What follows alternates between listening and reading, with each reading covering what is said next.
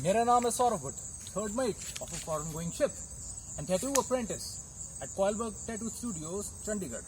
मैं हूं आपका सलाहकार हिंदी में। आज का विषय है salary in merchant navy. Bharat में ऐसी भ्रांति है कि आदमी मर्चेंट नेवी में है, इसका मतलब उसकी तनख्वाह बहुत अधिक होगी। ये तथ्य नहीं है। आपको सबसे पहले ये समझना होगा, कोई भी फील्ड हो, कोई भी आप काम करते हैं, आपकी तनख्वाह आमदनी निर्भर करती है कंपनी में। जितनी बड़ी कंपनी होगी उतनी बड़ी आपकी तनख्वाह होगी। अब ये चीज मर्चेंट नेवी में भी लागू करता है। अब आपको मैं अपने जीवन की एक बात बताता हूँ। मेरी माता श्री हिंदी के अध्यापिका हैं, मैं थर्ड मेट हूँ फॉरेन गोइंग शिप का। हम दोनों की सैलरी सेम है। मेरे माता जी तो रिटायर हो गए हैं, लेकिन जो लास्ट उनकी सैलरी थी और लास्ट मेरी सैलरी, दोनों सेम। ऐसा क्यों? क्योंकि वो एक बहुत ही अच्छे स्कूल में अध्यापिका रही हैं और मैं एक कह लें घटिया कंपनी में थर्ड ऑफिसर हूँ। मेरी सैलरी कितनी है मैं आपको दिखाने जा रहा हूँ। एम्प्लॉयमेंट एग्रीमेंट कॉन्ट्रैक्ट लेटर, ठीक है। ये देखिए 7 आइलैंड्स, यहाँ पे आप सैलरी देख सकते हैं 80,000। यह है कॉन्ट्रैक्ट लेटर। इसके सिवा जो सैलरी स्लिप होती है, सैलरी स्लिप महीने के अंत में आपको मिलती है। ये देखिए 80,000 सैलरी मेरी, और उसके सिवा इनकम टैक्स भी था। मर्चेंट नेवी में होके इनकम टैक्स। मैंने आपको पिछले वीडियोस में भी समझाया है कि क्या फंडा होता है इनकम टैक्स का, क्योंकि अधिकतर फॉरेन गोइंग शिप्स पे इनकम टैक्स नहीं होता। इसका क्या फंडा है मैंने वीडियो बनाई है, डिस्क्रिप्शन में मैं उसका लिंक डाल दूंगा। यदि आप फिर पता करना चाहें तो आप उसे देख सकते हैं। इसमें मेरी इनकम टैक्स कट रही थी क्योंकि मेरा जो वैसल था इंडियन कोस्ट पे सेल कर रहा था। मैं अभी अगस्त में ही आया हूँ वापस। तो ये है तथ्य, सैलरी कुछ ज्यादा नहीं है। अब इसमें एक ही चीज है, एक्सपीरियंस, तजुर्बा बनाया जाए, तजुर्बा ज्यादा से ज्यादा बने और फिर एक बड़ी कंपनी में जाया जाए। तजुर्बा हर जगह पर काम करता है, कोई भी फील्ड हो, चाहे होटल हो, चाहे आपकी नाई की दुकान हो, चाहे टैटूज हो, कोई भी चीज हो, तजुर्बा और कौशल, ये दो चीजें, इन्हीं पे सब कुछ निर्भर करता है। इसलिए अपने दिमाग से ये भ्रांति निकाल दें कि मर्चेंट नेवी में जाएंगे तो बहुत कमाई हो जाएगी। ऐसा कुछ नहीं है। अगर मर्चेंट नेवी में जाके अच्छी कंपनी में जाते हैं तो आपकी कमाई अच्छी होगी।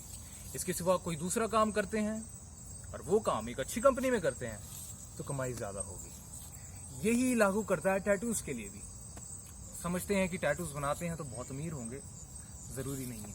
अगर एक अच्छा ब्रांड है तो वहां पे बहुत ही तगड़ी कमाई है, और जो लोकल हैं या जो छोटे हैं, जाने माने नहीं हैं, उनकी दुकानों पे कमाई ज्यादा नहीं होती है। तो ये आपको बिल्कुल ध्यान रखना होगा। आपको चाहिए कौशल और तजुर्बा। कौशल को देखें, किसमें आपका कौशल है, टैलेंट, शौक, आपका हृदय क्या काम करने में खुशी पाता है, वो काम कीजिए। और उसके बाद उस काम में अपना तजुर्बा बढ़ाइए। तजुर्बा अपने आप ही बढ़ जाता है अगर आप वो कार्य करते हैं जो आपको पसंद है। जब आप कोई ऐसा काम करते हैं जो आपको पसंद है तो समय जल्दी से निकलता है, पता ही नहीं चलता।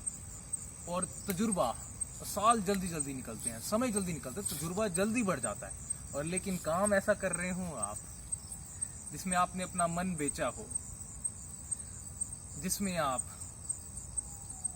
सफर कर रहे हो, सफरिंग आपकी हो रही हो, आप खुद पे रो रहे हो, तो समय धीमा चलता है, तजुर्बा भी धीमा आता है।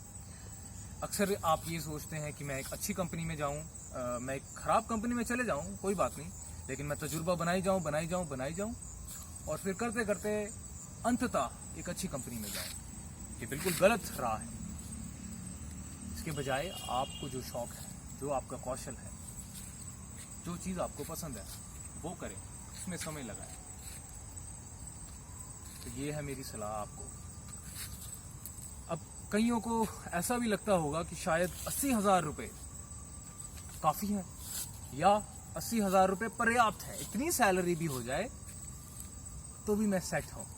बहुत सारे नौजवान ये सोचते हैं, बल्कि ये भी सोचते होंगे 80,000 से कम भी हो जाए तो भी मैं सेट हूं, और सोचते हैं कि अब तो मैं पक्का चले जाऊंगा मोचनी में।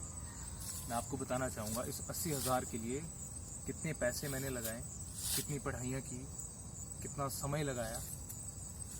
अगर वो समय और पैसा मैं किसी भी बिजनेस में लगा देता तो अभी तक मैं बहुत प्रफुल्लित हो गया होता। ना ही बिजनेस, कोई भी काम, किसी भी चीज़ में मैं उसे लगाता जो मैंने पसंद की होती तो आज बात कुछ और होती। इसी प्रकार मैं बात करना चाहूँगा मेरे बैचमेट की। हमारे बैच में सबसे पहले ऑफिसर, उनका नाम है गुरप्रीत मान।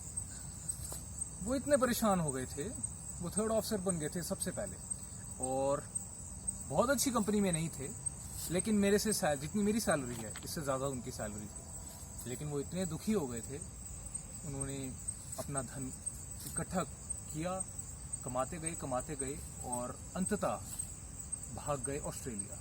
ऑस्ट्रेलिया में वो ट्रक चला रहे हैं।